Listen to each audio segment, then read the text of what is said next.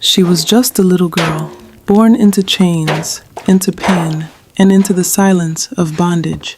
Her name was Araminta Ross, but the world would one day know her as Harriet T. I've been walking with my face turned to the sun. She was born around 1822 in Dorchester County, Maryland, on a plantation owned by Anthony Thompson and later rented to Edward Brodes. Her mother, Harriet Ritt Green, was a cook. Her father, Ben Ross, was a timber foreman, strong, proud, and deeply spiritual. They were enslaved, but they carried a dignity no chain could destroy.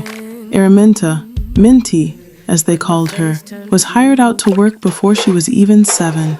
Her childhood was not filled with laughter or toys, but with labor, fear, and punishment. She was made to care for white children, to clean their houses, to tend to babies not her own. When she failed to keep them quiet, she was beaten. When she cried, no one came to help. But her mother Rit whispered stories of deliverance, of Moses leading his people to freedom.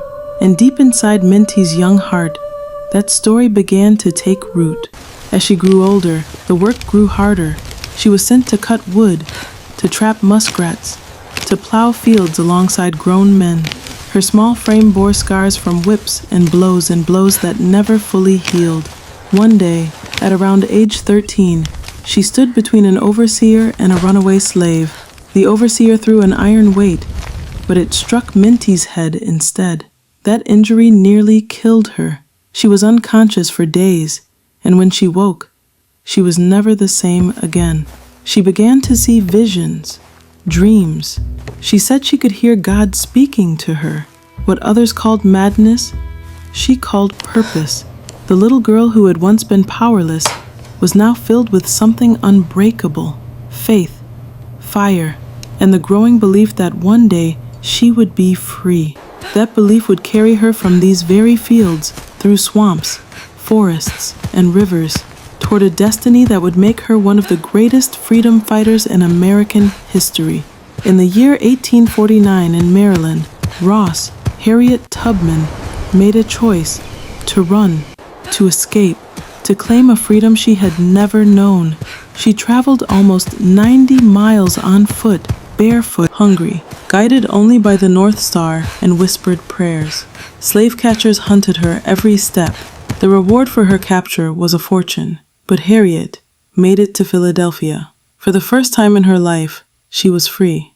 Yet freedom carried a bitter taste. Her parents, her brothers, her sisters still lived in chains, and the man she loved, John Tubman, a free black man, was still back home. Harriet dreamed of saving him first, but when she returned in secret, she discovered a heartbreak that cut deeper than the whip. John had taken another wife. The man she risked everything for had moved on. Harriet's heart broke, but her spirit did not. And so began her life's mission.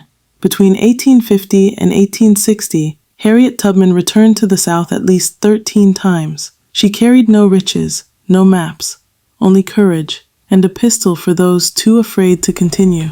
She led her brothers, nieces, nephews, and complete strangers through forests, rivers, and swamps, across nights so dark the stars themselves seemed to guide their steps.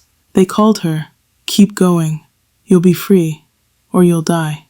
Turning back was never an option. Slave catchers roamed the roads. The Fugitive Slave Act of 1850 meant even the North was unsafe.